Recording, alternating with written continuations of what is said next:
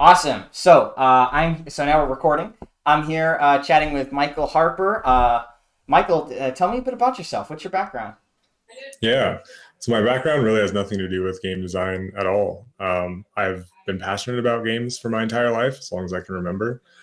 I think I was like 4 or 5 when I got my first PlayStation 1. And that's kind of what started it all. Um, my background's different, though. I have a background in selling. I graduated with a marketing degree from Northern Arizona University. And I've just lived the corporate life since then. Kind of ignored my passion, struggled a lot with that, Hmm. and could never admit to myself that I was worthy of pursuing something that I actually wanted to do. And I read The Alchemist recently. If anyone hasn't read that book, it's definitely worth a read.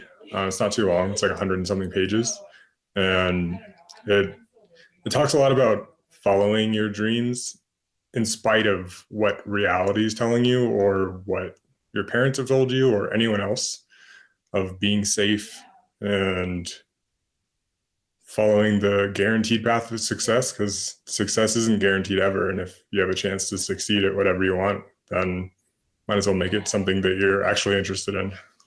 So that was a bit of a tangent, but yeah, trying to look to transition into the game design field and just be more involved with helping the world become better in the ways that I deeply care about. Awesome. Thanks for sharing that. I have Yeah. read The Alchemist, and I think it's a great book. And I think that's a message that resonates with a lot of people. I think there's so many people who feel like their day job is not fulfilling, I guess, that sense of purpose. And, Yes. and not everybody needs to derive that sense of purpose from their day job. I think those who do are fortunate enough to have, let's say, a passion that aligns with money making. And that's not always the case, right? Like I always say, the market for being, if you love writing financial technology software, there's probably going to be a nice overlap with a paycheck there, right? But if your passion is crochet, you might not be able to find a full-time six-figure job that pays you to do that, right? So Yeah. I think I've been very fortunate that I love coding and that it's aligned with um, interactive media, which is the kind of art that I'm passionate about. So my background, for folks who haven't seen the channel, my name is Matthew, and I'm a gameplay engineer, so I make computer games. And even with that being said, I'm currently living in New York, which is at times I think always ranked as like one of the most expensive cities to live in.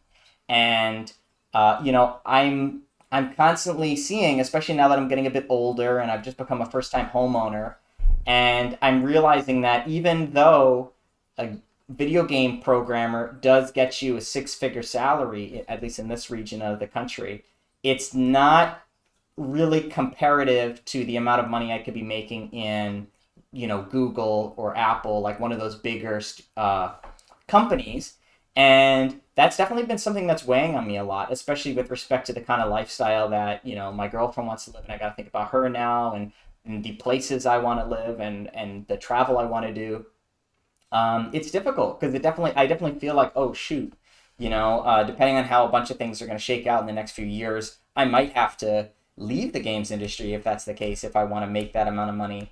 And that's a bummer, right? And if that's the case, am I going to be able to find that creative outlet, that creative fulfillment in my work, or is it going to take, maybe a hobby or something like that in order to fulfill me that way? So these are definitely questions that are on the top of my mind as well as I start to think about my career long term.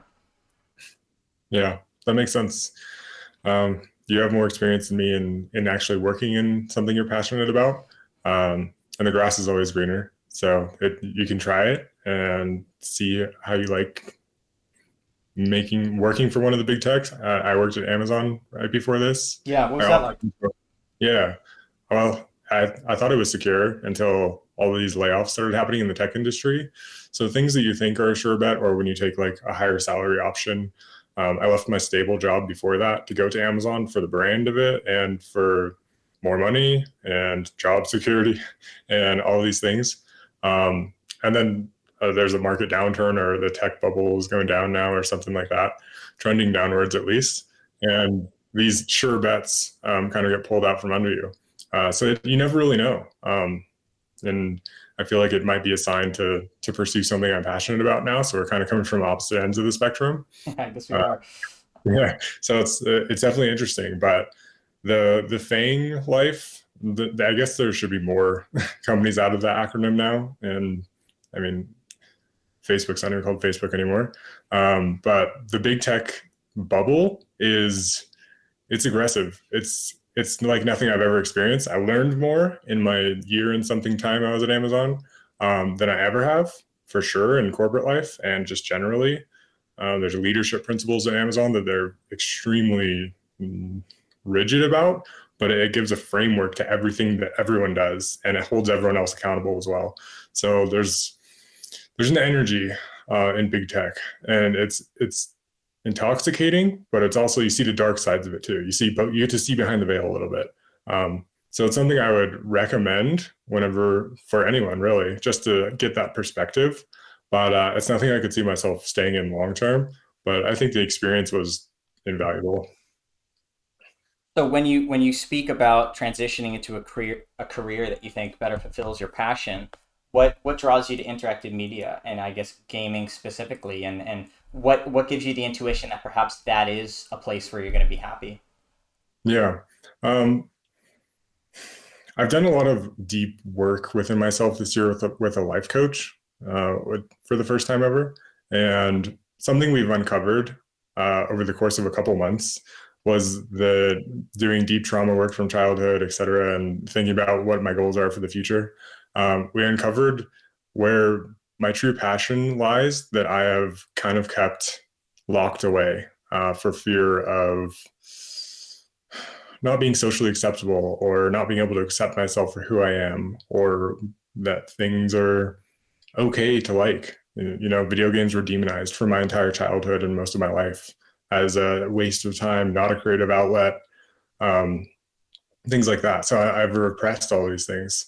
And I can think about world building, game design, narrative design for hours on end, constantly theory craft with whoever will listen for infinite amounts of time. And I've always done that, but I've never thought about what type of job that would actually entail. I've theory crafted about games for as long as I can remember. It's like that part of the creative cycle is extremely interesting to me, and it's like breathing. I don't have to think about it. It just comes out. It's like already in my brain. I don't know if I've had these thoughts or where they come from, some divine inspiration or something, but it's just in there, and it's felt so fulfilling and energizing to get it out and release it that I'm following that pull, like what the universe is telling me, or how my body feels, how my mind feels, what my energy levels like after doing these activities. I wrote like a one page just idea for a random game world the other day, and I think it took a couple hours, and it felt like 5 minutes, and it was actually pretty good.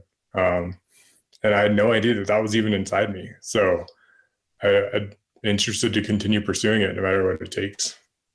Do you feel like that sense of fulfillment can come from this creative process without requiring you to invest a career into it? Just because there is so much baggage with taking the career with it as well. And I'm just curious if, you know, making your own board game on the side or doing a weekend project with some friends would be able to fulfill that passion vector for you.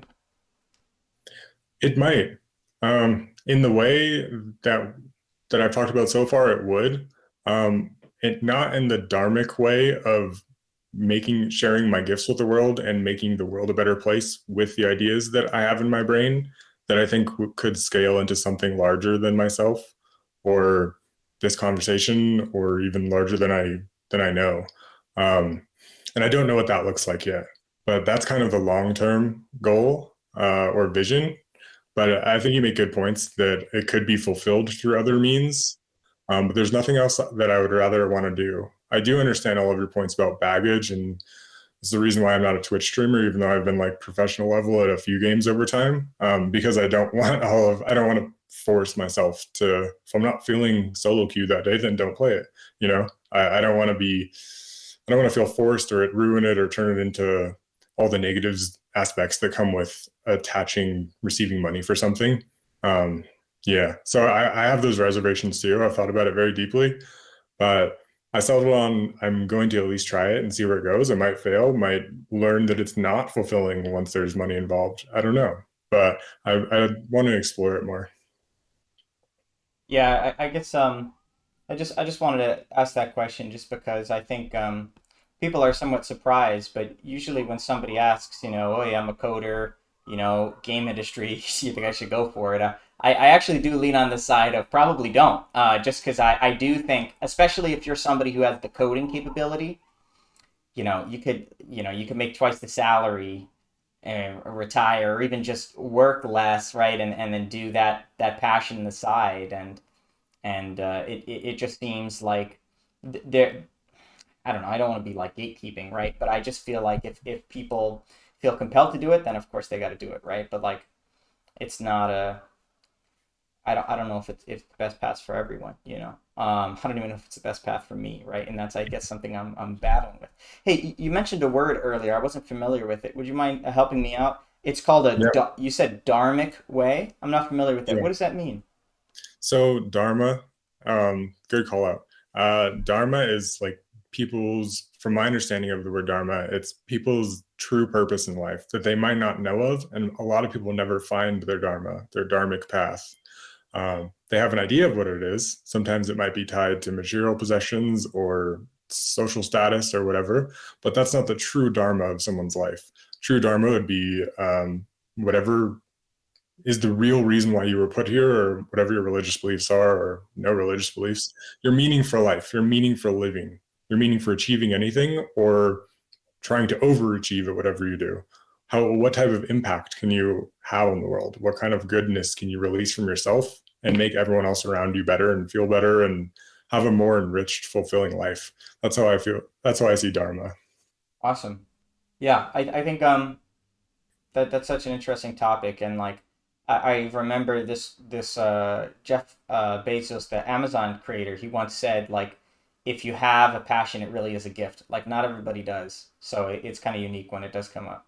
And I think that's true because I think I've heard so many people like say like, oh, how do I find my passion? And I think it's just the case that some people don't have that, or more specifically, maybe they don't find that dharmic purpose in their work. Maybe that comes from being a father, right? And that's you're gonna find that later on in life, right? So I think the people who can find it like in something that they could do day to day is like is kind of special. It's nice, especially if that job can also pay the bills. So that's something you mentioned. You wanted to try to pursue this going full time.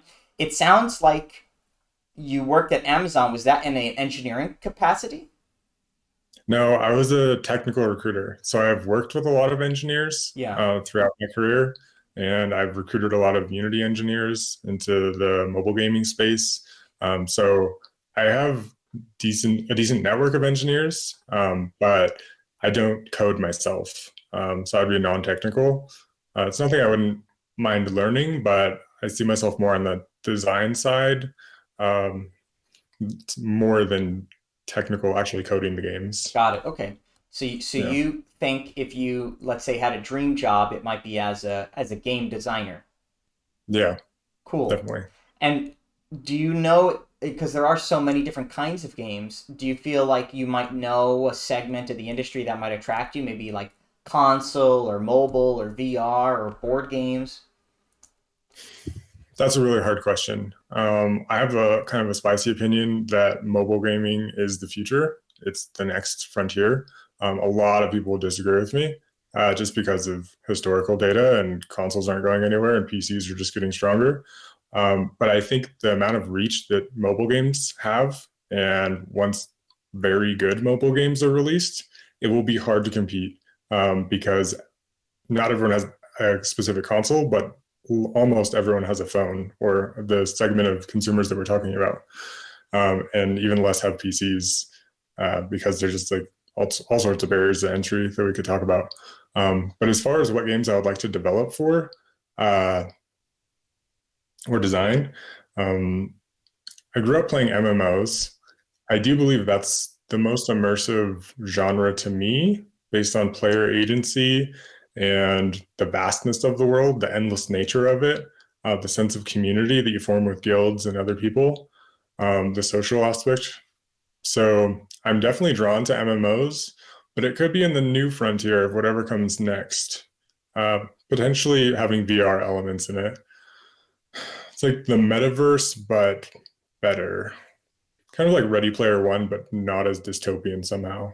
Somehow, actually putting a positive spin on that, I think that could have a lot of potential. And I don't know if that genre has a name or if it even exists yet, but I see a pretty clear path towards that, of having something extremely sandbox, open world, um, Roblox, Minecraft, whatever other exploration RPG you can think of, something like that, cutting edge. Cool. Yeah. To follow up on your point about what's the future of gaming, I think if you want my take on it, I think we might the question might force us into a little bit of a false dichotomy. It might be like saying what's the future, TV shows or movies, and I think to some degree it's or books or television, right? It's like, oh, a book is something different, right? So maybe there's something to be said about just there's different media, and something also to be said. Marshall McLuhan, if you're familiar with his work, he has this quote where he says, "The medium is the message," and I think that's so true in the fact that like sometimes a game is just it's like, oh man, this has got to be a mobile game, right? Pokemon Go. It's the perfect platform for this game, right? It couldn't be experienced any other way. And then there are games which, like, I think about The Last of Us, which has a very strong emphasis on story, and we saw how successfully that story and narrative, which translated totally out of the gaming medium into the recent TV show, which totally took off in a terrific way. Or we've seen it go the opposite direction, right? With The Witcher, famous novels turned into a very successful game franchise, then turned into a TV show, and who knows where it's going to go from there, right? So I think it's an interplay. Story, it does seem, is the thing that can jump between, so that's kind of interesting, I guess. That story's kind of like the universal, I guess, glue. But but you said you were interested in it, so it sounds like you're passionate about player agency and MMORPGs and maybe even ARGs a little bit. So what's the plan right now? What have you strategized with respect to how to kind of get your foot in the door? It's if you haven't done this work before, traditionally that might be coming in as an internship or maybe even getting a degree to of course we know schools can teach us how to do things, but they can also help us network. So there's a number of great programs in the United States. You shared you were a U.S. citizen, so that's great because you've already got so many different resources because there's a lot of games happening in the USA. So I'm curious, what is your strategy right now in order to kind of get your foot in the door, given that you have, it seems like you've got kind of an idea of what studios you might be able to pick out and say, yeah, that's where I want to work. Yeah, definitely. That's a good question. And it's important to think about strategy. I know that I could go a couple different ways. I could go the undergrad route, kind of more on the education side, non self taught education side.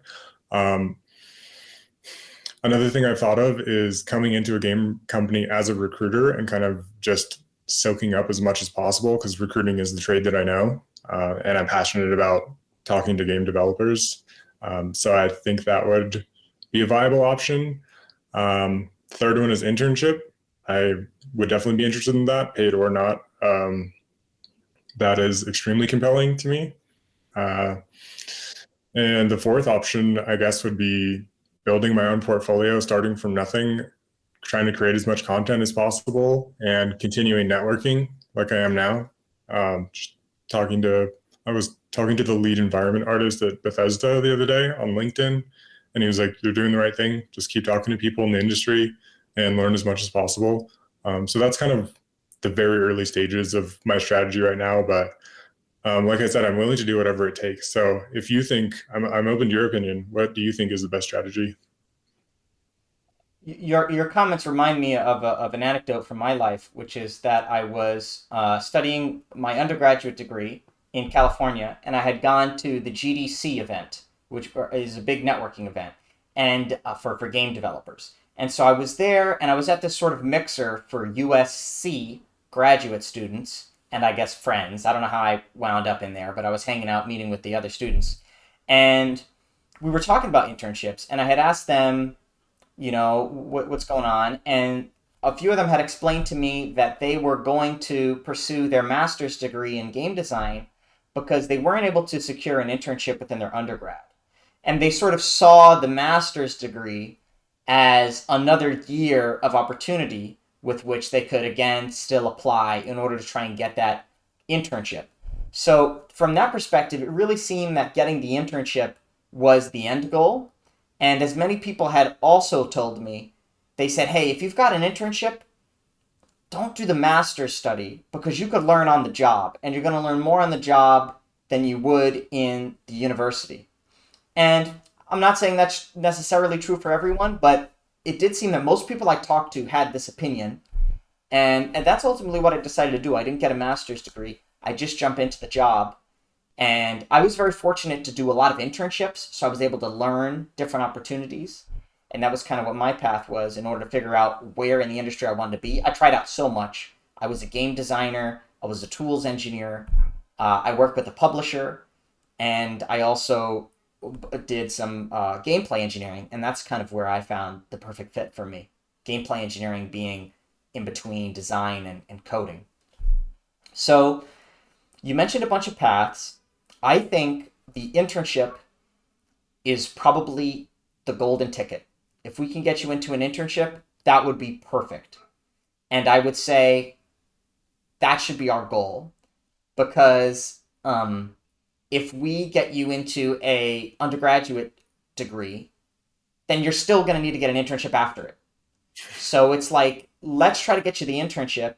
If we can't succeed with that, then sure, you can go down the path of getting a degree, but you're still going to be applying to the internship, right? And it's just like, in Candyland, you can kind of skip some spaces, right? So the internships can skip us a lot of work, maybe like 2 years. So ideally, we could do that. So I would say you're reaching out to people on LinkedIn. That's awesome. I'd say try to find some studios and just start applying and seeing if you could land the interview. It really is sort of a step-by-step process where we first have to set up a portfolio, or sorry, it's a resume first, then it's a portfolio, then hopefully we can land the interview. If we could land the interview, then we can try to pass the interview, and if we pass, then hopefully we can get the job, right? So it is a bit of like a filtration system, we might say, in order to get there. So it sounds like you may not have applied yet to any of these opportunities. Is that the case? Yeah, no. I've applied to one, but it said for recent graduates, so I probably Mm. got disqualified before it even began.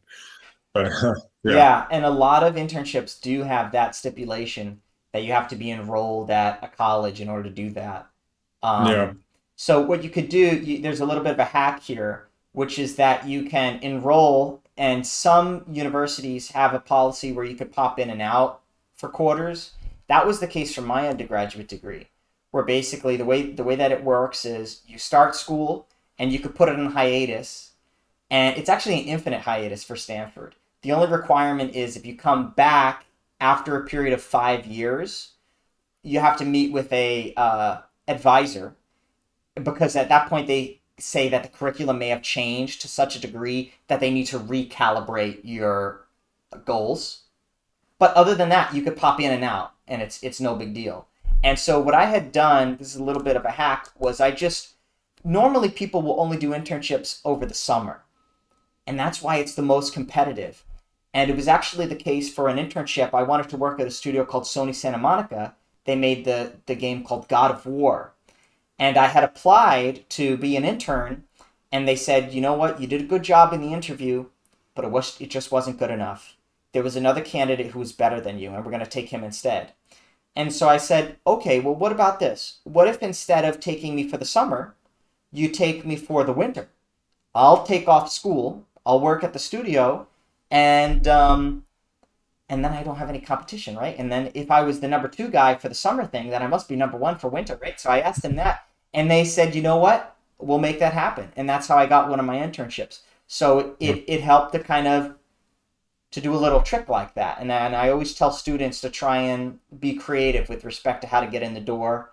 There's man, I've definitely cold reached out to people, and that's landed me jobs. I've just been like, hey, I'd love to intern for your team. I'm really passionate about the kind of work, and it turned into something. Believe it or not, even though they weren't trying to hire an intern, they figured, hey, you know what, an extra hand might help. So I think sometimes you gotta maybe apply through LinkedIn, try to get the back channel message, network with people at gaming meetups if you can. All that stuff might help. Uh, Yeah. yeah, so we were talking about trying to get the internship. So I think what you want to do is hmm, maybe meet with a recruiter who's in the games industry, and obviously you have experience as a recruiter, so maybe you could turn a critical eye on your own work and figure out if you think your resume is is compelling enough in order to get there. You'll probably need to do some crafting on your resume in order to restructure it around being a game designer. And then I think the most efficient way for you to try and land a job would be to try and join a professional modding team. So what I would do is I would look at, again, there's not always an option for this, but I would look at established games that have a diverse modding community. Something that I recommend often is there's this community called Fallout Miami, which is like doing a mod for Fallout. This is a Bethesda title. And so they're a large team. And so what I was thinking is if you're somebody who wants to get in, you can maybe join their Discord and, build a little bit of stuff, maybe like 2 months of work on their team. Try to do it almost, maybe you could even try to do it as a full time job and just trying to help these guys. And then, boom, make that an item on your resume to say you contributed to something. Because then you get the name recognition of being part of a big modding team. You get to legitimately help a modding team doing hopefully great work, and you get to learn the skills on the job. I feel like that can be sort of the equivalent of a tech boot camp that they have these days where they teach you how to make websites. I think that might be a really great place for someone to start. And then I think that would be probably the best way to start padding a resume with some real experience. MMORPGs, as you may know, are actually the hardest kind of game to make. So I definitely wouldn't recommend trying to make one on your own, especially because you're a designer. So designers really operate on top of an engineering support. So it doesn't make sense to try and make something like that on your own. Really, you should try to lean into maybe modding. And hopefully there you can start to understand what disciplines within the design you're passionate about. Because in truth, in video games, there are different kinds of designers. Level designers is its own thing, right? Map designers, they're focused on the geometry, the structure layout. There's different designers who deal with just the combat or how the AI works, and learning about finite state machines I think could be very useful as well. I do have a book on this subject. It's called Hacking Games. Maybe that's how you're familiar with me, but I would definitely recommend checking that out because I think that could help a lot too. Because I go over in that book, which is a free resource currently, how to make a resume and do a portfolio and stuff like that. So that's basically what my game plan would be for you to get started. Awesome. Yeah. I think that's really good advice. Super solid. And it'll give me a good outlet to channel my passion and kind of learn more about it while networking and connecting with people. So I like all of your ideas. Thanks for sharing. Yeah, for sure. I think design is, I think, probably one of the most collaborative disciplines within our industry. So I think you got to be extroverted or push yourself to be extroverted at times, just to get out there, try to network, try to find like game dev meetup groups. And part of it is just kind of learning the lingo. I have to admit that coming from the outside, I am sure it sometimes feels like it's a different world with all the lingo they use. Even something as simple as there's this term called ADS, which means aim down sights. And a lot of people who are gamers and have been playing shooting games forever, they might not even be familiar with that term, right? I wasn't until I started working on Call of Duty, even though I'd been playing games forever. I guess I Yeah. just never heard the term, right? So there's a lot of terms like that, which are just kind of like the lingo. And I think part of the interview is going to be assessing, to what degree does this guy operate in the space? Is he familiar with the lingo and stuff? And even just casual conversations with designers, asking them what they worked on, that can help. to kind of immerse your mind into their experience and that perspective, picking up on things as simple as the lexicon, but also just more broadly, how do they analyze the world? Of course, GDC talks are an invaluable resource here. There are so many on YouTube that I highly recommend watching. And for designers especially, I'd be remiss if I didn't recommend the YouTube channel called The Game Maker's Toolkit, which is a really great channel for people learning about game design. It's by this guy, Mark Brown, who hasn't really made any games, but he has an amazing insight, and he's so good at breaking it down. I mean, I think this guy is a better example than anyone I could think of like just how random people on the internet can build a platform with competency, you know? I think back in the day, you know, you had to be somebody to write the book. And now it's like, man, there are just people who love the industry and they're just like, hey, man, I have something to say.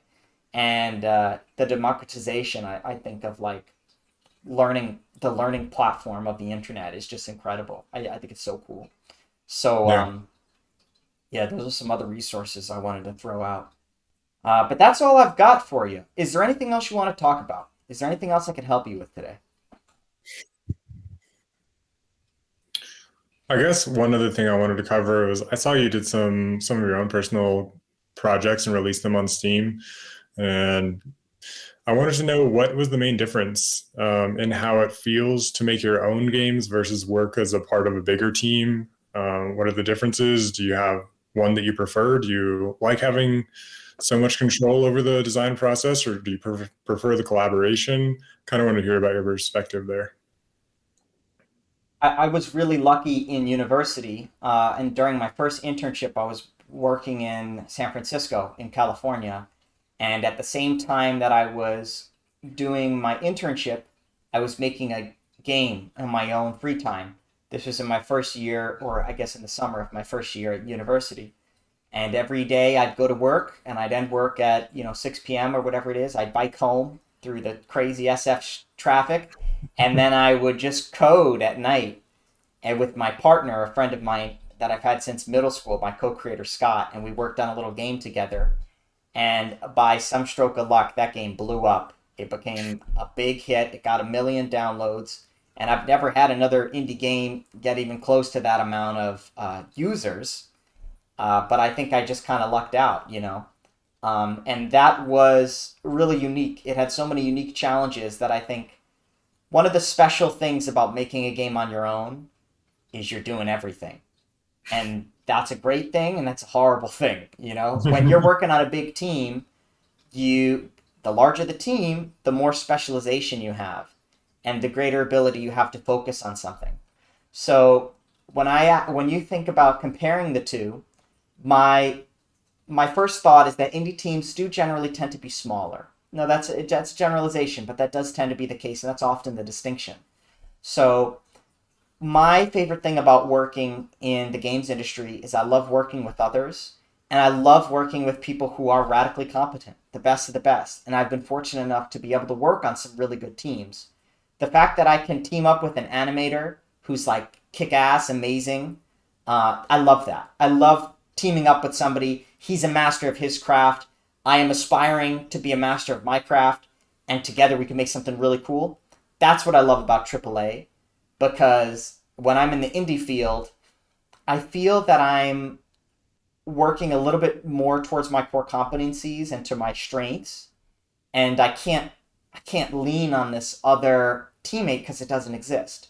So I think that's the biggest difference for me. Um, One of the things that it's a very different situation if you're indie full time, because then it does become a commercial endeavor and you have to think about the finances in a way that you wouldn't if it's a hobby project or even to some degree a student project. The deadlines are a little bit different. I know students are sometimes they have tough deadlines, but in the capacity that I've been working recently in my hobby projects, I don't have a deadline. And that affords me a very different way to approach making the games. When I make games for my AAA studio, I have to I have to make sure that I'm not blocking anyone because they need to be able to productively contribute their work because they've got a lot of work to do. Whereas if I'm on an indie project and I am the designer, then I don't need to worry about blocking me, the designer, because if I'm working as an engineer, I can only do one job at once, right? So it's fine if I take extra time as the engineer. But when you're in that team setting, you have to think a lot more about, okay, how am I going to unblock this guy? And you've got to structure your work around that as well. You've got to sometimes do a quick and dirty prototype that gets him working and then go back and fix it up nice. And I do think that is the most effective way to make games. But when it comes to my hobby projects, I don't like to look at parts of the code and say, oh, that's shitty. That's hacked. I just did that to get through. So I find myself leaning a little bit more into, okay, let me make this work very well, and then I'll move on to something else. So that at any time I could look at the code base and I could be like, okay, everything is robust. If there's a bug, it's a serious bug. Whereas in the AAA environment, you're always going to have runtime asserts because it's never time efficient to go through and make everything perfect unless you're literally trying to pass gold or cert, whatever it's called, in order to get on the console. It's at that point we got to stop and we got to fix this shit. But when you're in development, it just doesn't make sense because the pieces are all moving. You know, like you're putting the cart before the horse is the expression, I believe. So I think there's a different balance there. So I've gone on at some length, but those are a bunch of the different differences that I consider when it comes to the two. The core being, I think, on the indie teams, the smaller teams, you're doing a lot more as a solo person. And so that's one of the things I love about AAA. I love collaborating with people. So that's kind of one of my favorite parts. That's awesome. That's really helpful because I was trying to determine if I wanted to work on a smaller or a larger team, indie studio versus not, and what types of games. And I love collaboration as well. It's been my one of the most motivating and rewarding parts of the roles that I've had. Being able to talk to people on a daily basis, a lot of people. So that really speaks to me. That reminds me of a resource online. There's a subreddit called I Need a Team. And, I actually went on that subreddit once upon a time because I was going to do an internship for Fortnite, which is created by Epic Games. And I had never, and they are known for this game engine called the Unreal Engine, which they create. And I had never used it before, except perhaps in a small capacity. So I wanted a bit of a test project to teach myself in the month or so preceding this internship. So I went onto this Reddit and I said, hey, I need a team. I'm a coder. I'd love to meet with the designer and we can make a little something for me to test my skills. And that's exactly what I did. I found some designer and together we made a little map, a little play game. So that was a useful way for me to get some skills and perhaps that might be an avenue for you to meet with somebody and just go into an engine and learn some stuff. It really does help if you could lean on some concrete technologies where you have a competency you can deliver to the team, right? Because to say I'm a designer is not as helpful to say I'm a designer who is very experienced in Excel. That's a tool that they use in design all the time. That's something that I know how to do, right? Or hey, I know how to use blueprints, especially something called the Unreal Engine Game Ability System, I believe it's called, the GAS system, or something like that. So if you can learn GAS blueprints, put that on the resume. I know that's a keyword that some recruiters will say, ah, yes, that's what we need. So I think it does help for you to chase maybe some of these small hobbyist projects, just so you can start learning some of these somewhat niche technologies that they might be looking specifically for. And yeah, I always advise people to look at the competition. This is a competitive field. So it's important to look at what other people are doing and see how you compare. In my book, Hacking Games, I link to a website that's published from Carnegie Mellon University, which is a prestigious game university. And they list the profiles, actually, of all their recent game design grads, and I believe game engineering grads as well. And wow, what a tremendous resource that is for a little bit of competitive analysis. Because a lot of the students I've worked with, we go together to that website, we take their resume, and then we look at the resume of the students, and we say, okay, pretend you're the recruiter. Who are you going to pick, right? And then, hopefully we are going to pick our resume, right? And if not, we got to see why are they better? What do they have that makes us look kind of like the shitty alternative? And then how do we get there, right? So that's a tremendous exercise I work through with some students, and I find that's very helpful. Wow. Yeah, so That's awesome. I recommend that as well. Okay, well, hey, it was great. It was great speaking to you, Michael. I've got to head out now to a different event, but I really appreciated talking to you, man, and I'm excited to see what happens next for your adventure. Yeah, absolutely. Thanks for being open to chatting. This has been amazing. My pleasure, Michael. I'll see you later, okay? All right. Thanks for chatting.